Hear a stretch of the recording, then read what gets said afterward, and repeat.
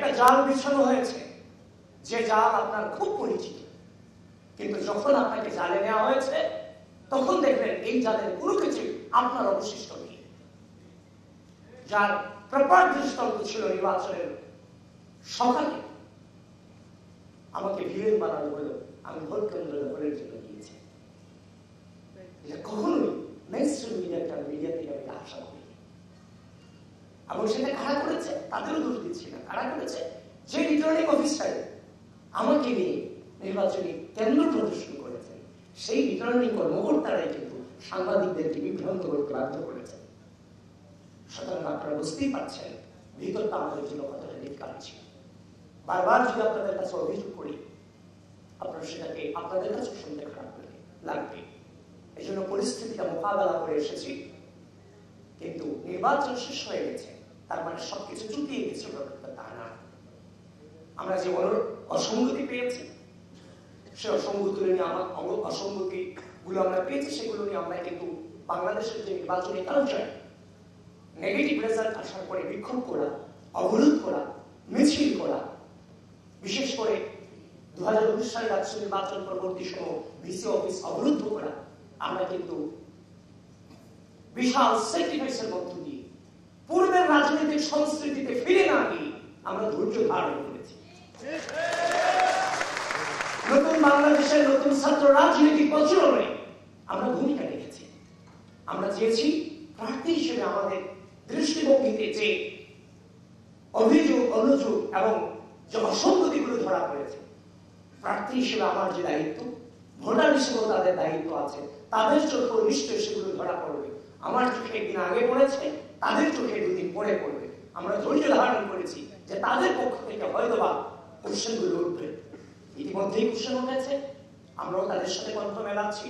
খুব দ্রুতই এই নির্বাচন সংক্রান্ত বিষয়ে আমরা আমাদের অবস্থান ক্লিয়ার করব। আমি বুঝি নির্মাণের শিল্প, সালাম স্টিল বোঝে ডিউরেবিলিটি। সালাম স্টিল, মোস্ট ডিউরেবল স্টিল। 2019 সালে রাষ্ট্র নির্বাচনকে নিয়ে এখনো পর্যন্ত কিন্তু কথা হচ্ছে। সুতরাং 2025 সালে রাষ্ট্র নির্বাচন সবেমাত্র সংগঠিত হয়েছে। যদি কিন্তু ছাড়া সেখানে যদি কোনো প্রকারের যে অভিযোগগুলো এসেছে, সেগুলো যদি প্রপার জবাব বিশ্ববিদ্যালয় প্রশাসন এবং নির্বাচন কমিশন দিতে না পারে, তাহলে এই 2025 সালের রাষ্ট্র নির্বাচনকে নিয়েও পুনরায় বিবেচনা করার সুযোগ অবশ্যই আছে এবং সেটা আমরা আদায় করেছি। সুতরাং পরাজিত বলতে কোনো ওয়ার্ড আমাদের কাছে নেই, কারণ সবকিছু চুকিয়ে যায়নি, অনেক কিছুই বাকি আছে। আর আমাদের জীবনে আলটিমেটলি জয় পরাজয় বলতে কোনো ডেস্টিনেশন নেই। আমরা পরিস্থিতি মোকাবেলা করার জন্য বড় হয়েছি। এবার অনুতাপ হবে কিনা যে বিশ্ববিদ্যালয়ের শিক্ষার্থীদের থেকে আমরা যে অসম লড়াই করেছি, আমাদের সেই অসম লড়াই কিন্তু আমাদের বাড়ির সাধারণ শিক্ষার্থীদের কাছ থেকে দূরে রাখার অপচেষ্টা চালিয়েছিল, সেটার জন্য পারেনি।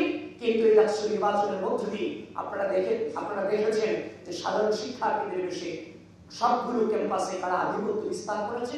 সুতরাং সবকিছু কাটিয়ে উঠেছি আমরা সামনে আমাদের যে ইশতেহার প্রদান করেছি, দলদফার যে ইশতেহার প্রদান করেছি, সেটা নিয়ে আমাদের কার্যক্রম অব্যাহত থাকবে। হাসিনার পতনের প্রয়োজন ছিল, সেখানে আমাদের প্রকাশ্য ভূমিকা ছিল দীর্ঘ সময় ধরে। সামনে শিক্ষাঙ্গন, প্রপার শিক্ষাঙ্গন গড়ে তোলবার জন্য আমরা দলদফা ইশতেহার দিয়েছি। জয় পরাজয় কোনো ফ্যাক্টর নয়, সেই দলদফা বাস্তবায়ন করবার জন্য আমাদের কাজ চলমান থাকবে। সাধারণ শিক্ষার্থীদের পাশে আমাদের অবস্থান দৃঢ় থাকবে এবং যারা উপস্থিত এখানে আছেন আপনাদের সকলের প্রতি আমি অত্যন্ত করজোড়ে নিবেদন করে যাই যে আমাদের সামনের প্রতিষ্ঠান সত্যিকার অর্থে অনেক ডিফিকাল্ট। আমরা আগে লড়েছি যে প্রকাশ্য ফ্যাসিস্টের বিরুদ্ধে, এখন আমাদের লড়াই হচ্ছে একটা অদৃশ্য শক্তির বিরুদ্ধে, যে অদৃশ্য শক্তি বারবার সবাইকে বিভ্রান্ত করছে, আমাদেরকে নিয়ে নানান ধরনের নেগেটিভ সাজাচ্ছে।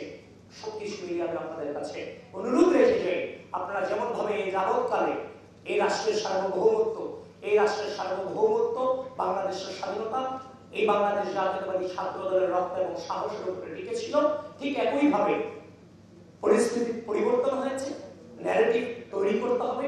একইভাবে যেমন আপনারা মাঠে ছিলেন, একইভাবে অনলাইনেও আপনাদের কণ্ঠস্বর জারি রাখতে হবে। সে আশাবাদ ব্যক্ত রেখে